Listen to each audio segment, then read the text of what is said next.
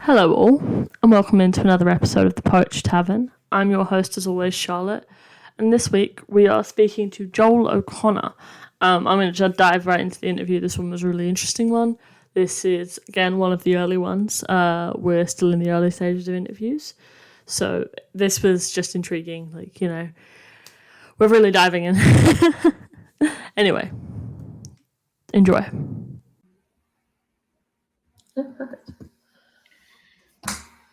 Okay, well, welcome, Joel, to the Poetry Tavern. Welcome in. How are you today? Doing good? Yes, thank you. I'm delighted to be here. Thank you so much for inviting me on. Yeah, no problem. So why don't we just start? You tell us a little bit about yourself. Like, what is it you do? What sort of space do you fill in poetry? Sure. So I do a lot of sort of science-based poetry. So I'm very interested in where poetry starts, where science ends. So if I read something really interesting, like, scientists have found some fossilized spider whose eyes are still glowing after like 60 million years, that gets me really interested. I'm like fascinated. So I then, sort of situate an exploration on the timeline of who we are and what that is and how it kind of relates to us on a human level, and how I guess the word is de-anthropomorphize ourselves. So not see the world as in the eyes of humans, but see humans as part of the world and the wider world, and what lessons that teaches us about balance and where we are as part of all life on the planet.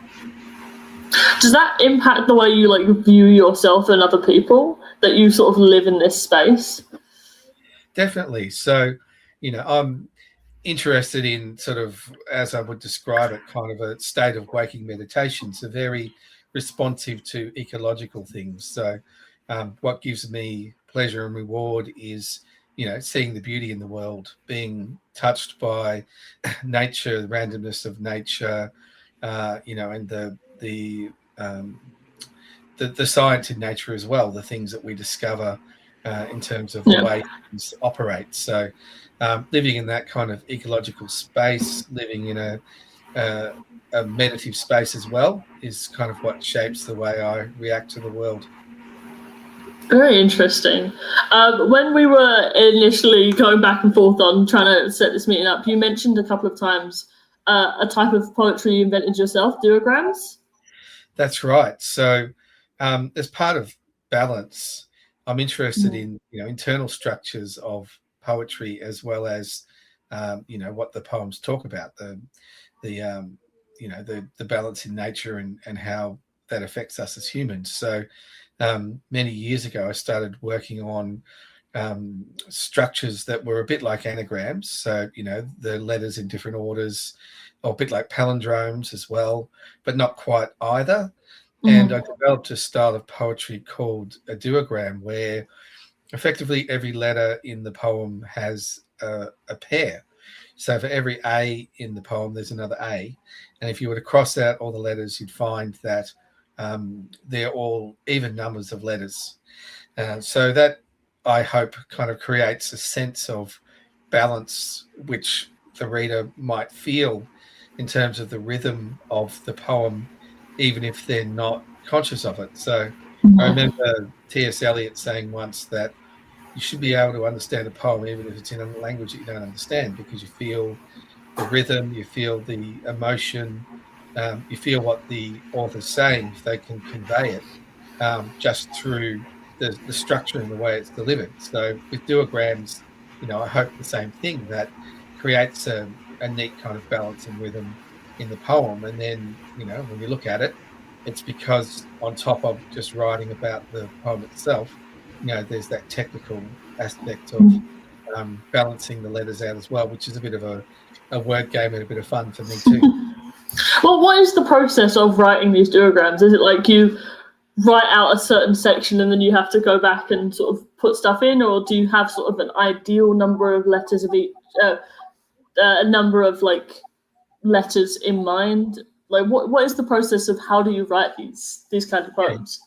It's a good question. So in my mind, I'm always playing with puns or wordplay and that sort of thing. So I'll be walking around, and in my mind I'll think summer murmurs, for example, and then in the back of my mind realize that um, they're basically the same letters in different orders. So I'll start and think, well, that's interesting to explore. How am I feeling at the moment? I'm writing a poem about my experience in summer. I've got a couple of words where the letters are, more or less the same.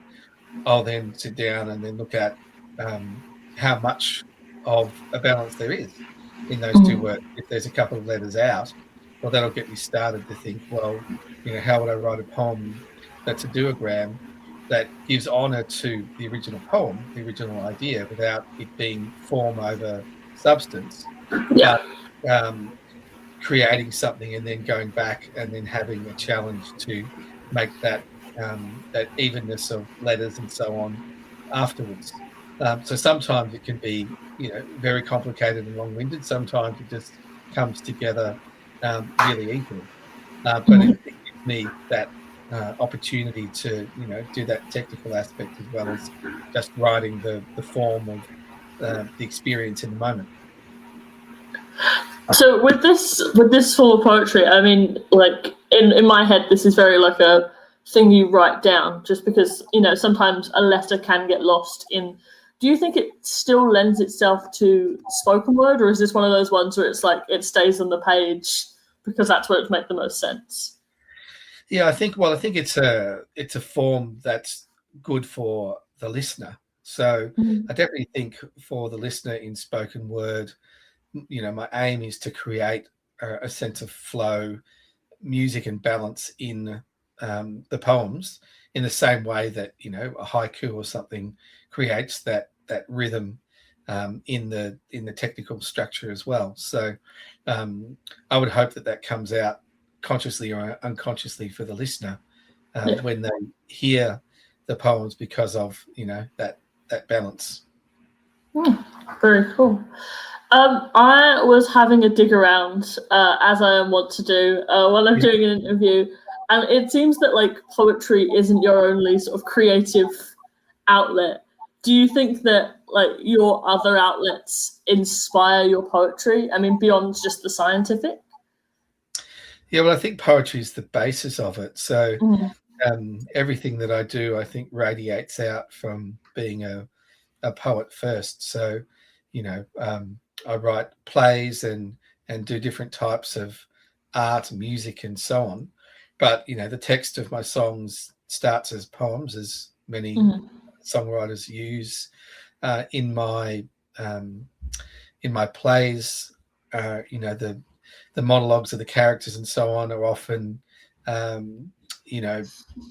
lots of puns in them and lots of wordplay and that sort of stuff. So I think it emanates from that interest of mine in playful language. Poetry is the bedrock for me. That's where it all started and what I come back to. Lovely. Okay, I have asked you to bring 2 poems with you today. So let's start with one of your own. Yep. What have you brought with you today to talk about? Well, I heard one of your other podcasts recently that was talking about crows, and birds fascinate me. And me too. You too? Yeah.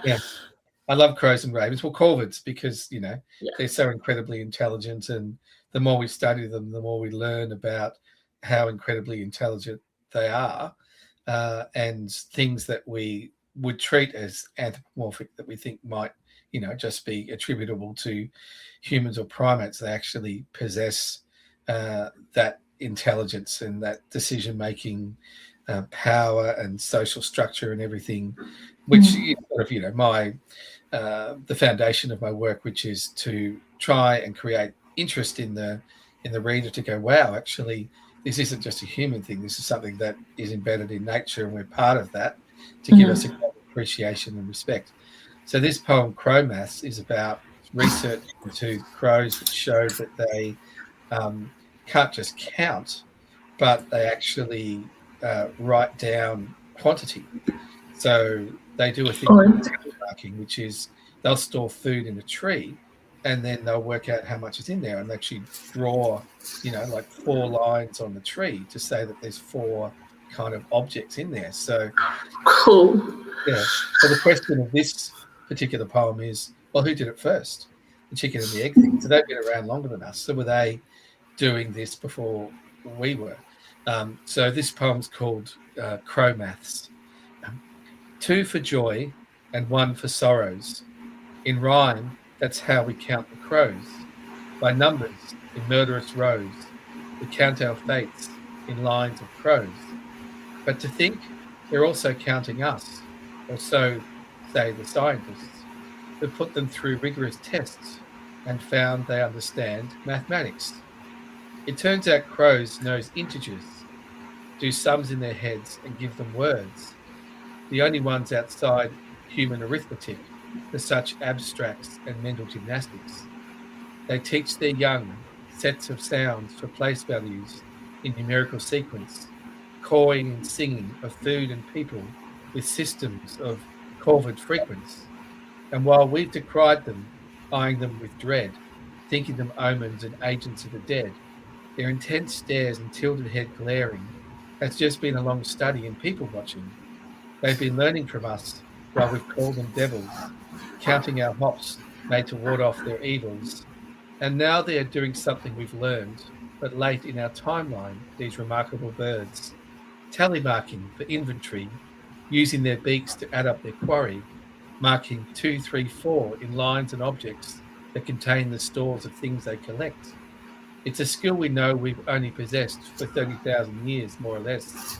But if crows have been around 20 million, were they keeping score before we got scribbling? And if that's the case, then who got there first? Us as we learned to draw, or sitting above us, the laughing jackdaw? That was great.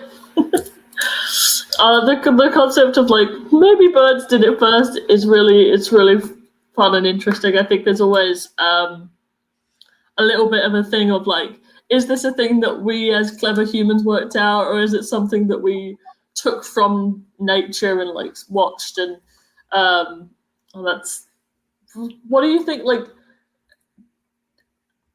what do you think makes this poem so fun? Because I think there could be a world in which a poem like this is just like an explanation of facts, but it is quite an amusing poem. Yeah.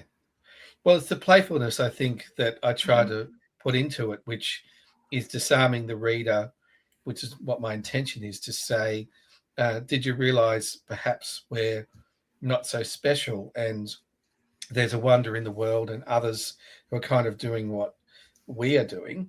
And that sort of puts us in a place in a really curious and amusing way, and then asserts the value and the respect of other life forms compared to us when maybe we're not all that. Yeah, it sort of made me think about when the poem was talking about the birds watching us. It made me think of I can't remember where they're from, but there's a type of fantail birds that like are considered really friendly, but actually they befriend humans just to steal their rubbish. Right. And people are like, "Oh, these birds are so friendly that they'll just come up to you," and they are literally just drawn in by the fact that humans create waste that they can steal. Yeah. And so they've adapted to be friendly so that humans don't shoo them away from bins, which is just such very fun. And they're considered omens of death because they can like smell corpses and they will come for them. So it's really like fascinating. Again, I could talk about birds for eons. And the second poem I asked you to bring is one that inspires you. Yes, so one of my own, or one that I've come across that sort of one that you've come across that sort of like influences you, or like maybe like something that you remember when you first started poetry, anything of that kind, you know. Yeah, I came across a book that my grandmother had given my grandfather when they got engaged in 1939, and it was an English poet called Alfred Noyes, and he'd written this sort of epic trilogy of poetry in verse, all about the origins of modern science and the Renaissance and so on. And I just found that fascinating because I used to read, the Guinness Book of Records and the history of the world and all this kind of these books that were sort of written as if it's modern day news, but it was telling you about what was happening in 500 AD and stuff. So this book did that. It was talking about Galileo and the discovery of the telescope and that sort of thing, but situating it in the drama of those people at that time as if it's now, but also kind of giving an overview of the amazing work that they were doing to create discoveries of science and astronomy and that sort of thing. So I love that because of the verse structure, but also the knowledge that was in it as well. So I think that kind of work has really inspired what I do. And I wanted to read the first passage from the Torchbearers that kind of alludes to that. So this one's called Part 1, Watchers of the Sky, Prologue, the Observatory. At noon, upon the mountain's purple height, above the pine woods and the cloud that shone, no larger than a small white dome of shell, left by the fledgling wren when wings are born. By night it joined the company of heaven, and with its constant light became a star. A needle point of light, minute, remote, it sent a subtler message through the abyss, held more significance for the seeing eye than all the darkness that would blot it out, yet could not dwarf it. High in heaven it shone, alive with all the thoughts and hopes and dreams of man's adventurous mind.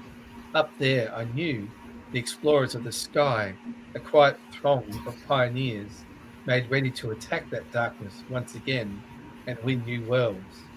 Tomorrow night they hoped to crown the toil of 20 years and turn upon the sky the noblest weapon ever made by man.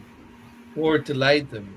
They had been drawn away, designing darker weapons, but no gun could outrange this. Tomorrow night, so wrote their chief, we try our great new telescope, the 100-inch. Your Milton's optic tube has grown in power since Galileo, famous, blind and old, talked with him in that darkness of the sky. We creep to power by inches. Europe trusts her giant 40 still. Even tonight, our own old 60 has its work to do, but now our 100-inch. I hardly dare to think what this new muzzle of ours may find. Come up and spend that night among the stars, here on our mountaintop. If all goes well, then at least, my friend, you'll see a moon, stranger but nearer, many thousands of miles than Earth has ever seen her, even in dreams. As for the stars, if seeing them were all 3,000 million newfound points of light, is our rough guess. But never speak of this. You know our press. They dismiss the one result to flash 3,000 million round the world. Tomorrow night, for more than 20 years, they have thought and planned and worked. 10 years had gone, 1/4 or more of a man's brief working life, before they made those solid tons of glass, their 100-inch reflector, the clear pool, the polished, flawless pool that it must be to hold the perfect image of a star. And even now, some secret flaw none knew until tomorrow's test might waste it all. Oh, cool.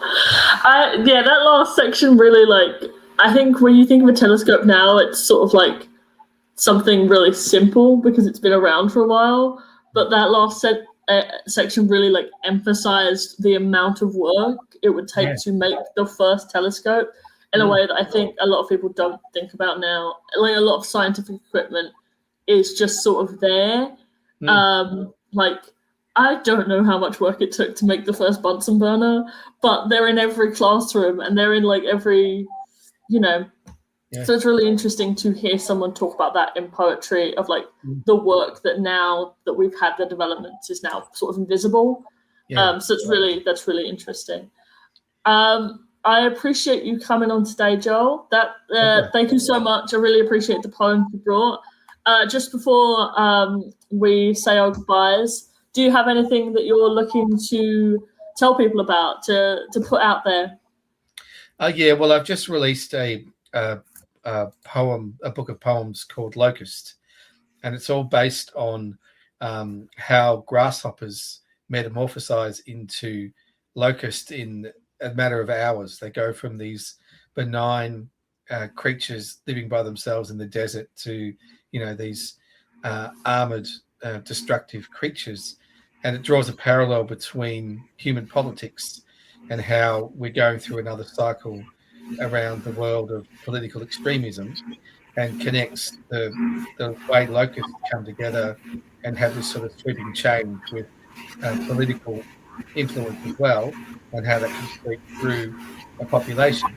I put that book out on a website called talesfromthetreehouse.com.au. So if people are interested in my poetry, they can go there. They can find me doing a reading of Locust on YouTube, also by my website, joeloconnor.net. But that's mostly what I'm sort of focused on at the moment. That's my latest book that I'm talking to people about. Okay, well, thank you so much for coming on, Joel. I hope this has been good. Oh, it's been lovely. Thank you so much. I'm always grateful to be able to reach out to people and talk about shared interests like crows. Yeah. Okay, thank you. Thank you very much. And that's the end of today's episode, guys. Thank you so much for coming into the tavern today. I really appreciate it. My conversation with Joel was really interesting, so I hope you guys enjoyed it as much as I did. Next week, we're talking to Dino Gel, so that'll be good too. If you want to look at Locust, all of the links will be in the show notes for this episode, so come and join us there. Bye!